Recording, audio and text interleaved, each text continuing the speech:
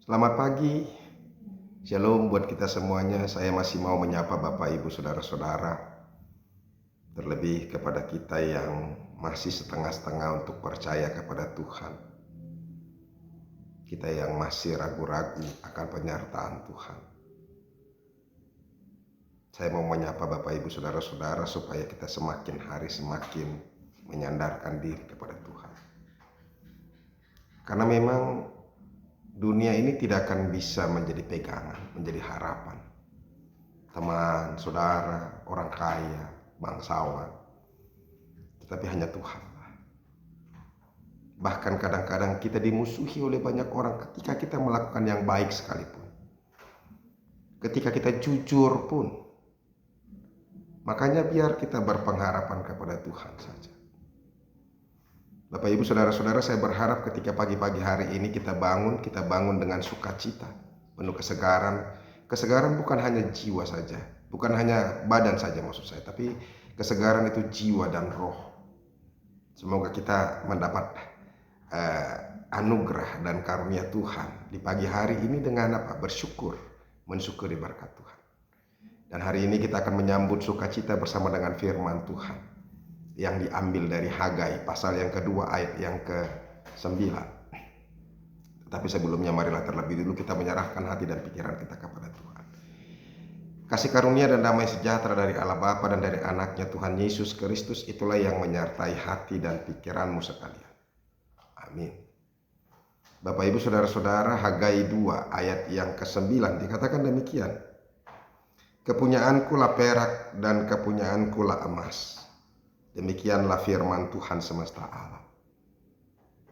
Apa yang mau disampaikan Tuhan melalui firman Tuhan bagi kita hari ini? Sebenarnya konteks daripada firman Tuhan ini adalah Allah sedang mengingatkan bangsa Israel untuk membangun kembali bait Allah yang sudah roboh itu. Supaya mereka boleh membangunnya kembali.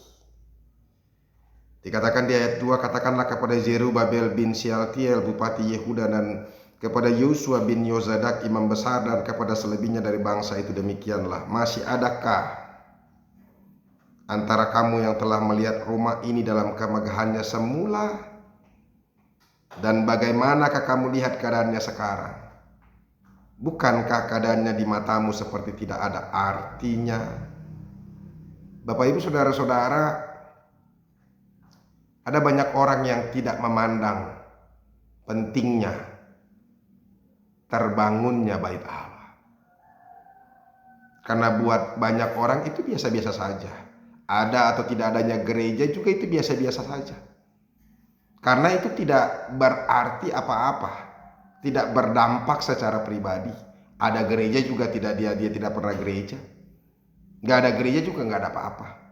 Makanya bagi orang-orang Kristen yang seperti ini, gereja dibakar, jemaat dianiaya, juga dia tidak merasa ada impactnya buat dia, dampaknya buat dia. Dan saudara-saudara, ternyata sekalipun di gereja itu ada banyak orang-orang yang terlihat kelihatan rohani, cintakan gereja, tapi ternyata tidak. Dari mana kita ketahui saudara-saudara? Dari keinginannya yang tidak ada untuk membenahi gereja, membenahi rumah Tuhan. Saya tidak setuju, memang bukan soal rumahnya itu. Saya setuju sekali bahwa hidup iman percaya tidak ditentukan rumahnya Tuhan itu sendiri atau baitnya Allah itu sendiri, bukan. Tetapi bukan berarti kita tidak perlu mendirikan gereja. Apalagi ketika itu saudara-saudara, buat bangsa Israel gereja itu adalah bagian dari diri mereka sebagai umat Tuhan. Dan lebih penting lagi, itu adalah lambang kehadiran Tuhan. Itu. Jadi walaupun konteksnya sedikit berbeda dengan kita, ya. Saya mau katakan kepada kita jangan terjebak dengan soal pembangunan fisik gereja saja, bukan itu. Tetapi bukan berarti kita tidak perlu membangun gereja. Perlu dong. Dimana kita memberikan satu tempat yang khusus buat Tuhan. Kita boleh bertemu dengannya. Ya, jadi makanya di gereja itu jangan jadikan gereja menjadi ajang banyak hal. Ajang mencari kehormatan, ajang mencari kemuliaan, ajang menjadikan diri menjadi orang yang lebih hebat, ajang untuk kontes pakaian yang baru, pakaian yang mahal, dan pernak-pernik hiasan-hiasan tubuh. Bukan itu. Jadi jangan jadikan gereja menjadi hal remeh-temeh. Saya mau katakan kepada kita saudara-saudara, gereja itu tempat kita bertemu dengan Tuhan, yang di situ tidak ada lagi soal pangkat, soal jabatan, soal pakaian, soal kecantikan, soal siapakah dia. Yang di situ ada antara kita dengan Tuhan, kamu, aku, dan Tuhan. Jadi bagaimana kita bertemu di dalam Tuhan ketika itu yang paling penting. Nah, Bapak Ibu saudara-saudara, kenapa firman Tuhan ingatkan kepada bangsa Israel, kepunyaanku perak dan kepunyaanku emas, demikianlah firman Tuhan semesta alam. Ini sebenarnya diingatkan kepada apa? Pertama-tama kepada siapa tadi? Bupati Zerubabel bin Shealtiel dan Yosua bin Yozadak, imam besar itu. Dan juga memang ke seluruh bangsa Israel. Tapi buat mereka, bahwa apa? Yang memiliki sumber untuk pembangunan bait Allah itu adalah Allah sendiri. Jadi kalau Tuhan sudah menyuruh, jangan takut, itu maksudnya. Jangan ada orang yang ragu-ragu.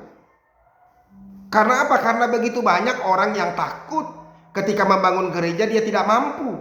Bayangkan saudara-saudara, ada sekarang anggaran gereja 28 miliar. Ya boleh-boleh saja 28 miliar. Kenapa? 100 miliar pun boleh.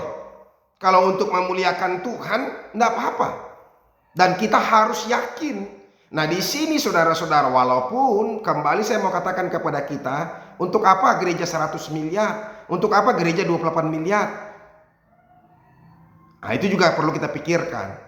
Yang paling penting bagaimana pelayanan Pelayanan di mana Tuhan ada di situ dan kita ada dan kita boleh beribadah kepada Tuhan, itu yang paling penting, tempatnya itu. Bukan soal bagaimana megahnya, bukan berlomba-lomba untuk mencari kemegahan. Sekalipun Tuhan mau menunjukkan kepada bangsa Israel di ayat yang ke-11 ya, ke-10 daripada firman Tuhan ini, ke-11. Kalau ayat ke-10 ya.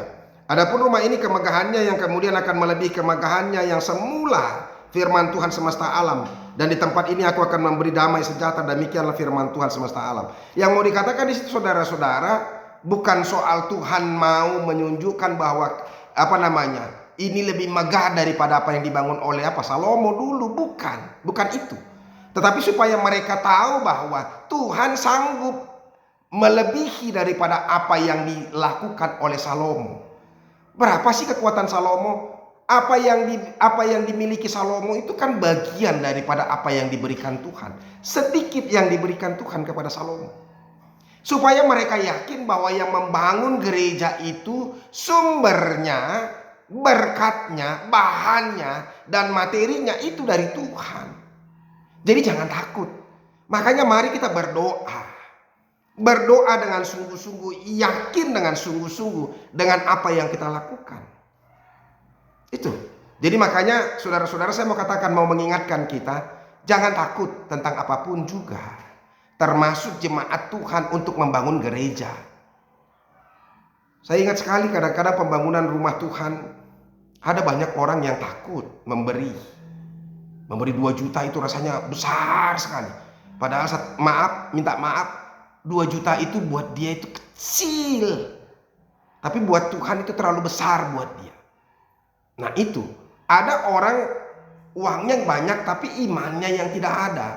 Nah ini, saudara-saudara, hati-hati kita. Mari kita perbesar iman kita.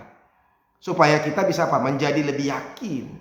Makanya sekali lagi saudara-saudara, kepunyaanku perak dan kepunyaanku emas, demikianlah firman Tuhan semesta alam. Kalian jangan takut dengan emas, dengan perak. sebagai sumber pembangunan daripada bait Allah itu. Karena itu kepunyaanku. Segala sesuatu itu milikku. Aku bisa melakukannya melebihi daripada apa yang dilakukan oleh manusia, termasuk Salomo. Makanya dia katakan, saudara-saudara, di ayat 10 tadi, adapun rumah ini kemegahannya yang kemudian akan melebihi kemegahan yang semula. Walaupun terus terang kemudian bahwa kemegahannya itu tidak seperti yang dikatakan di situ. Tapi itu karena ketidakpercayaan mereka. Nah, oleh karena itu saudara-saudara, mari kerjakan saja. Itu yang mau disampaikan oleh Tuhan kepada kita. Kerjakan. Yang kedua, imani itu. Maka semuanya akan berjalan dengan baik. Demikian juga dengan hidup kita, saudara-saudara. Mulai hari ini kita harus meyakini bahwa Tuhan adalah sumber. Dia adalah pemilik segala-galanya. Pemilik kesehatan, pemilik kuasa kekuatan, pemilik kehormatan, pemilik jabatan, pemilik berkat-berkat. Oleh karena itu jangan takut. Dia bisa memberikan segala sesuatu. Oleh karena itu mari percaya kepada Tuhan. Tuhan Yesus memberkati. Terima kasih Tuhan untuk firman-Mu yang boleh kami dengarkan. Berkatilah itu. Jadikan kami sungguh-sungguh percaya, yakin bahwa Tuhan akan menyediakan kalau kami mau melakukan sesuatu yang terbaik untuk Tuhan. Terima kasih Yesus. Bapak Ibu saudara-saudara yang sudah dengarkan firman Tuhan, mari tetap yakin akan Tuhan, tetap setia kepada Tuhan. Tuhan sumber berkat. Jangan takut, jangan ragu. Tuhan Yesus memberkati. Sampai ketemu besok. Salam.